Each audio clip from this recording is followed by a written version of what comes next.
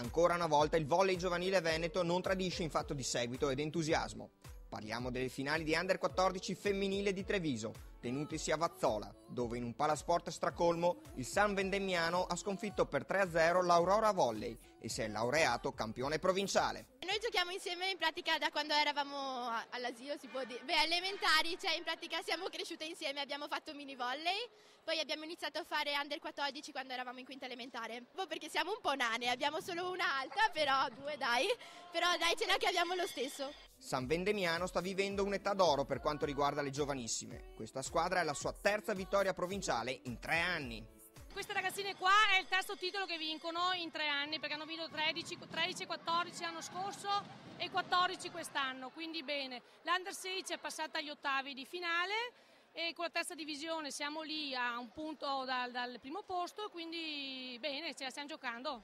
Il risultato che ha premiato il San Vendemmiano è stato probabilmente più netto di quanto sia il vero divario tra le due formazioni. Le sconfitte dell'Aurora non ci hanno creduto fino in fondo. Probabilmente non fino in fondo. Abbiamo una sofferenza psicologica sempre contro di loro e un po' si è dimostrato. Non è sicuramente il nostro massimo quello che abbiamo dato oggi e faremo sicuramente meglio alle fasi regionali.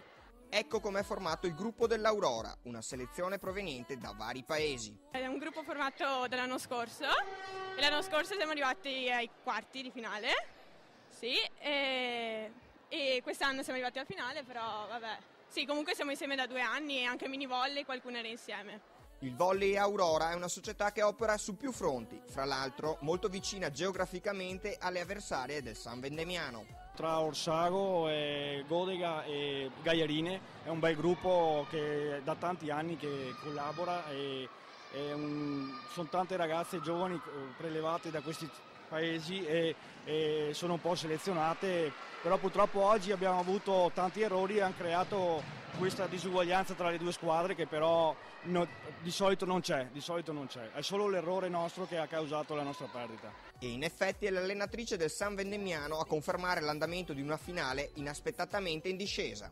Sinceramente mi ero un po' informata sulla squadra avversaria e ero pronta a trovare una squadra competitiva. Sicuramente il primo set ha determinato molto il risultato, perché quando vinci a 23 cambia un po' il morale a quest'età qua e noi avendo vinto il primo poi siamo andati via sicure sia il secondo che il terzo. La scelta di Vazzola come sede delle finali di Treviso di Under 14 femminile si è rivelata azzeccata. Sicuramente la sinistra Piave, in modo particolare la zona a nord, Conegliano, Codognè, San Vendemmiano, da dove provengono proprio queste società, è un serbatoio importante per la nostra attività giovanile e in modo particolare per il femminile. Non è un caso che quest'anno su 50 formazioni che hanno disputato il campionato Under 14 le 2 formazioni siano proprio a 5 km da qui.